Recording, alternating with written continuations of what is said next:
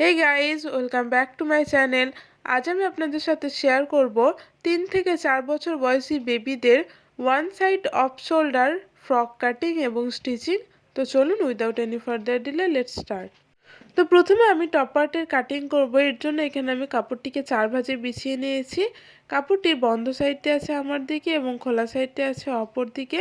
কাপড়টি 4 ভাঁজ করার পর কাপড়টির লম্বা আছে এখানে 10 ইঞ্চি এবং চওড়ায় আছে 8.5 ইঞ্চি। এখন আমি শোল্ডারের মেজারমেন্টটি নিয়ে নিচ্ছি। তো উপরে বন্ধ সাইড থেকে আমি এখানে শোল্ডারে মার্কিং করে নিচ্ছি 5.5 ইঞ্চিতে এবং এখান থেকে আমি আর্মহোল লেন্থ নিয়ে নিচ্ছি 5.5 ইঞ্চি। এখন আমি চেস্টের মার্কিংটি করে নেব। এর জন্য চেস্ট যা থাকবে তাকে 4 দিয়ে ভাগ করতে হবে এবং তার সঙ্গে 1 ইঞ্চি এক্সট্রা অ্যাড করতে হবে সেলাই মার্জিনের জন্য। তো এখানে আমি চেস্ট নিয়ে নিলাম 7.5 ইঞ্চি এবং ওয়েস্টের মাপের ক্ষেত্রে হচ্ছে ওয়েস্ট যা থাকবে তাকে 4 দিয়ে ভাগ করতে হবে এবং 1 ইঞ্চি এক্সট্রা নিতে হবে সেলাই মার্জিনের জন্য। তো এখানে আমি ওয়েস্ট নিয়ে নিয়েছি 7 ইঞ্চি। দেন এভাবে স্কেলের সাহায্যে দাগ দিয়ে নিলাম। এখন আমি নিচে থেকে 1/2 ইঞ্চি নিয়ে টপ পার্টটি শেপ দিয়ে নেব। তো এখানে আমার নিচে শেপ দেওয়া হয়ে গেছে। এখন আমি আর্মহোলের শেপটি দিয়ে নিচ্ছি। তো এখানে আমার আর্মহোলের শেপটি দেওয়া হয়ে গেছে। এখন আমি গলার মেজারমেন্টটি নিয়ে নিচ্ছি। তো এখানে আমি গলার চওড়া নিয়েছি 2 ইঞ্চি এবং লম্বা নিয়েছি এখানে আমি ফ্রন্ট এবং ব্যাক উভয়েরই 3.5 ইঞ্চি। এখন আমি নিচেতেও 2 ইঞ্চিতে দাগ দিয়ে নেব এবং একটি বক্স করে রাউন্ড শেপ ড্র করে নেব। তো এখানে আমার গলায় রাউন্ড শেপ দেওয়া হয়ে গেছে। এখন আমি এই দাগ বরাবর কাটিং করে নেব।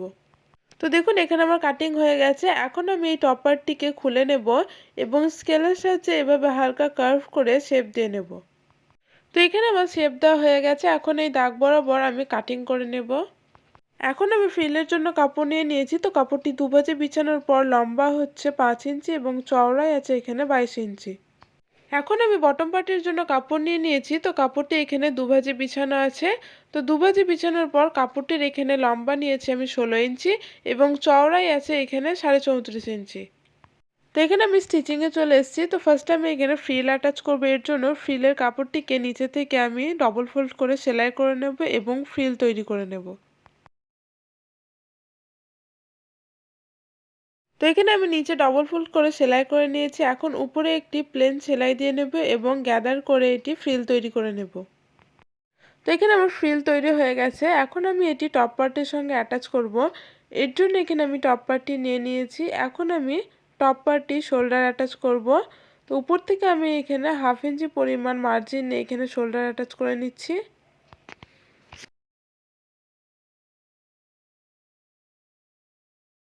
তো এখানে আমি শোল্ডার অ্যাটাচ করে নিয়েছি। এখন এই ফ্রিলটি আমি টপ পার্টির সঙ্গে অ্যাটাচ করব। এর জন্য টপ পার্টটিকে এখানে আমি সোজা সাইড করে বিছিয়ে নিয়েছি। এখন এই ফ্রিলটি সোজা করে রেখে টপ পার্টির সঙ্গে ফ্রিলটিকে আমি অ্যাটাচ করে নেব 1/2 ইঞ্চি পরিমাণ মার্জিন নিয়ে।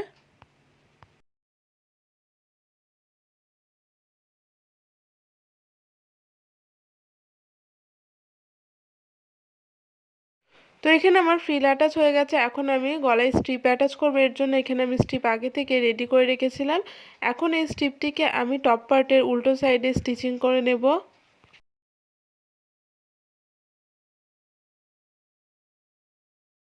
তো এখানে আমার স্ট্রিপটি সেলাই হয়ে গেছে। এখন আমি ছোট ছোট কাট বসিয়ে দেবো যাতে উল্টাতে সুবিধা হয় এবং নখের সাহায্যে প্রেস করে নিচ্ছি।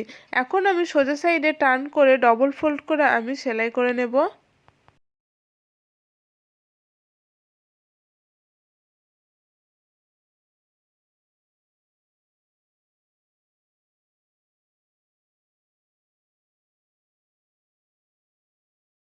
এখন আমি একটি স্ট্রিপ নিয়ে নিয়েছি। স্ট্রিপটি চওড়া হচ্ছে 3 ইঞ্চি এবং লম্বাই নিয়েছি এখানে আমি 10 ইঞ্চি। তো এখন আমি এটিকে ডবল ফোল্ড করে সেলাই করে নেব এবং সোজা সাইডে টার্ন করে নেব। তো দেখুন, এখানে আমি স্ট্রিপটিকে সোজা সাইডে টার্ন করে এখানে আয়রন করে নিয়েছি। এখন এটি আমি টপ পার্টের সঙ্গে অ্যাটাচ করব।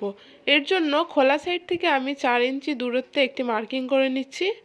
তো এখানে আমি দুই সাইডে 4 ইঞ্চি পরিমাণ দূরত্বে মার্কিং করে নিয়েছি। এখন আমি এই স্ট্রিপটি হচ্ছে এই মার্কিং অনুযায়ী অ্যাটাচ করে নেব।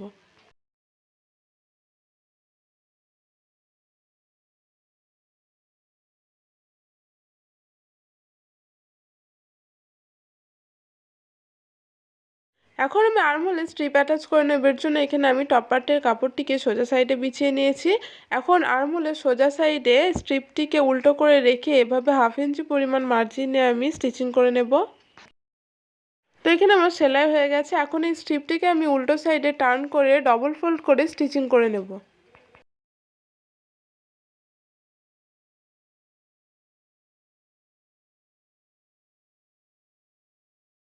তো এখানে আমি ডবল ফোল্ড করে সেলাই করে নিয়েছি। এখন আমি বটম পার্টটি নিয়ে নেব এবং বটম পার্টের উপরে একটি প্লেন সেলাই দিয়ে নেব এবং এটি গ্যাদার করে নেব।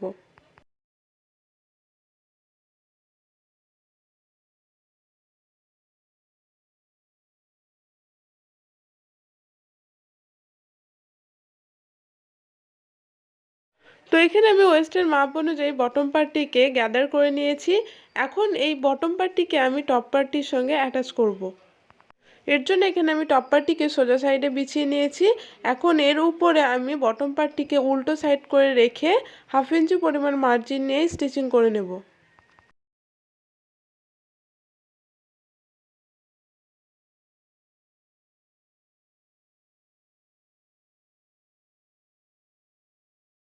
তো দেখুন এখানে আমি টপ পার্টির সঙ্গে বটম পার্টটিকে অ্যাটাচ করে নিয়েছি। তো ঠিক একইভাবে আমি আরেকটি পার্টও অ্যাটাচ করে নেব।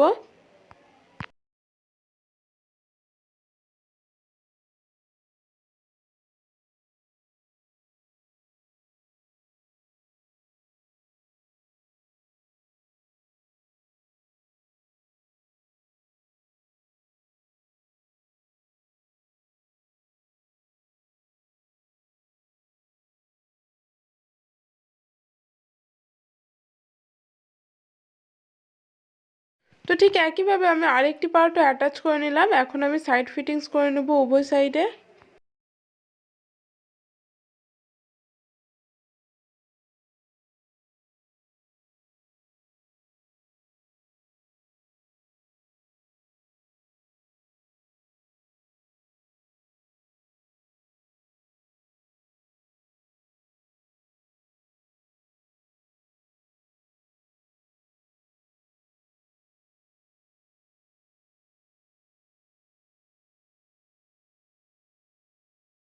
তো এখানে আমি সাইড স্টিচিং করে নিয়েছি। এখন আমি নিচে বটমে ডবল ফোল্ড করে গোটা রাউন্ডে স্টিচিং করে নেব।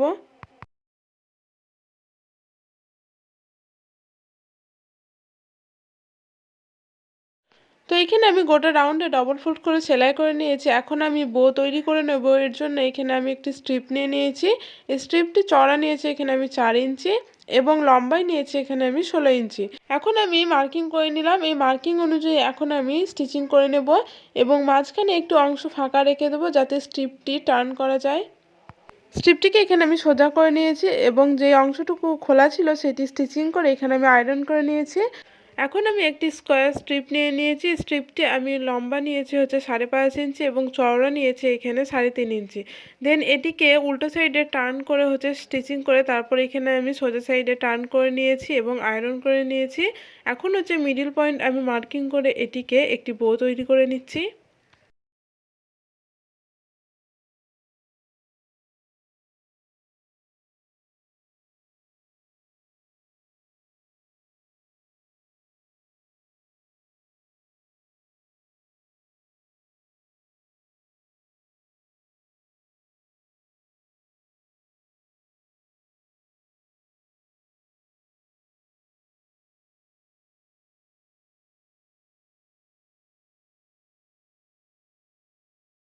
তো এখানে আমি বো রেডি করে নিয়েছি। এখন এই বটিকে আমি টপ পার্টের সঙ্গে ঠিক এভাবে অ্যাটাচ করে নেব। তো আজকের এই ভিডিওটি আপনাদের কেমন লাগলো কমেন্ট করে জানাবেন। ভিডিওটি যদি ভালো লেগে থাকে লাইক শেয়ার এবং চ্যানেলটি সাবস্ক্রাইব করে পাশে থাকবেন। দেখা হচ্ছে নেক্সট ভিডিওতে। টাটা।